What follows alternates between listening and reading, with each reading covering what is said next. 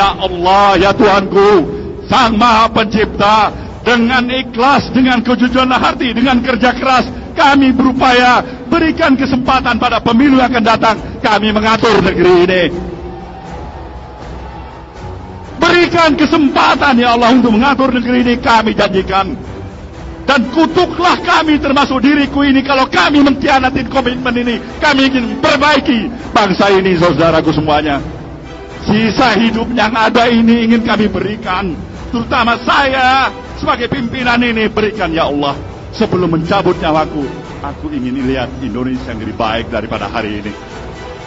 Aku ingin lihat Indonesia yang lebih baik, Indonesia yang pemimpinnya tidak lagi berpura-pura dengan kemunafikan seperti hari ini ya Tuhanku.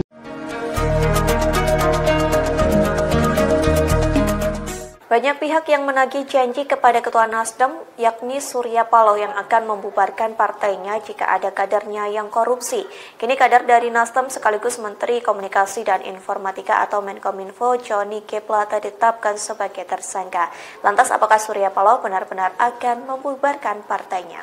Sebelumnya janji tersebut disampaikan Surya Paloh pada 3 Juni 2015 silam.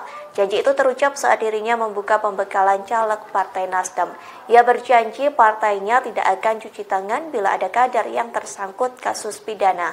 Bahkan Surya Paloh juga berjanji akan mengevaluasi keberadaan Partai Nasdem jika ada kadernya yang tersangkut korupsi. Dengan tegas saat itu Surya Paloh menyampaikan bahwa Partai Nasdem tidak layak dipertahankan. Kini salah satu kadernya yakni Johnny ditetapkan sebagai tersangka kasus dugaan korupsi penyediaan menara Base Transceiver Station atau BTS 4G. Meski sudah 8 tahun yang lalu, namun netizen masih mengingat janji Surya Paloh. Sehingga saat Johnny ditetapkan sebagai tersangka, berbagai pihak menagih janji tersebut. Namun hingga kini belum ada kepastian terkait pembubaran Partai Nasdem, walaupun Ketua DPP Partai Nasdem Willy Aditya sudah angkat suara. Ia pun berjanji akan melakukan pembicaraan dengan Ketua Partai Nasdem Surya Paloh. Selesai pembicaraan tersebut, Willy berjanji pihaknya akan melakukan konferensi pers. Adapun konferensi pers itu terkait hasil koordinasi antara DPP dengan Surya Paloh menyikapi penetapan Johnny sebagai tersangka. Dan ini aneh, betul-betul aneh. Ini bukan kampanye, tapi saya sampaikan di sini. Di satu sisi menyiapkan jalur-jalur air untuk dikirim ke laut, di sisi lain di lautnya dipasang dengan pulau reklamasi, tinggal tunggu waktu jadi rock, air balik. Dan ini melawan sunnatullah. Kenapa? Air itu turun dari langit ke bumi, bukan ke laut. Harusnya dimasukkan ke dalam bumi, masukkan tanah.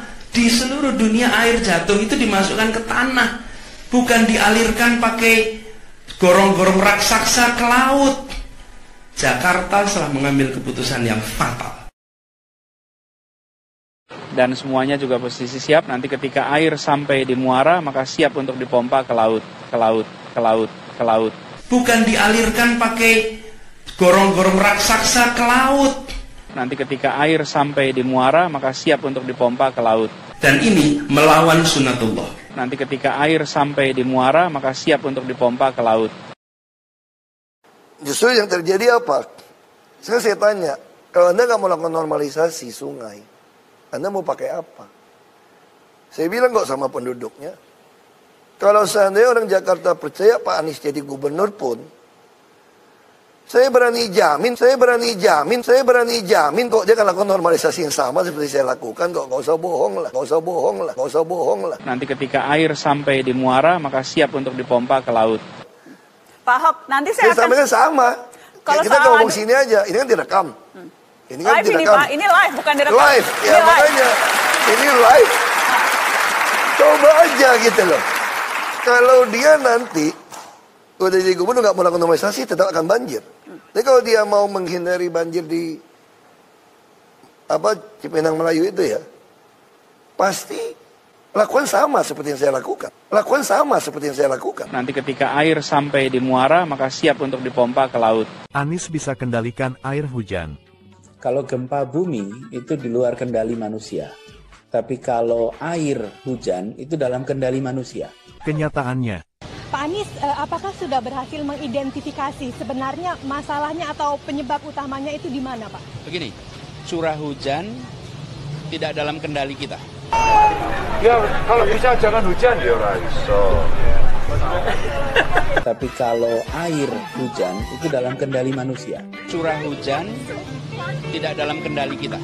Itu dalam kendali manusia. Tidak dalam kendali kita. Tidak dalam kendali kita. Tidak dalam kendali kita. Orang Bugis mengatakan saya Indonesia, ternyata Indonesia tidak jadi, maka dia terjawab. Nah ini orang Arab mengatakan saya Indonesia, barangnya belum ada. Orang Bugis pun mengatakan saya Indonesia, jika Indonesia tidak terjadi, tidak akan terjadi, tetap Bugis. Dan ini orang Arab mengatakan saya Indonesia, apa yang terjadi katanya? Kita dengarkan lagi pemirsa. Kalau ternyata Indonesia tidak terjadi, mau ngaku Jawa nggak bisa, mau ngaku Arab dibilang ente sudah bilang Indonesia. Cari aja sana Indonesia di mana. Anies Baswedan mengatakan bahwasannya kakek moyangnya itu mengatakan sumpah Indonesia itu sebelum Indonesia ada di tahun 34 ya pemirsa. Mereka itu menyatakan sumpah pada tanah air Indonesia sebelum Indonesianya ada. Tidak ada yang lain yang melakukan itu kecuali keturunan Arab di Indonesia. Dan pada semua saya katakan, saya tidak ingin menjadi bagian dari orang-orang yang mengkhianati Pak Prabowo. Saya sampaikan pada saya.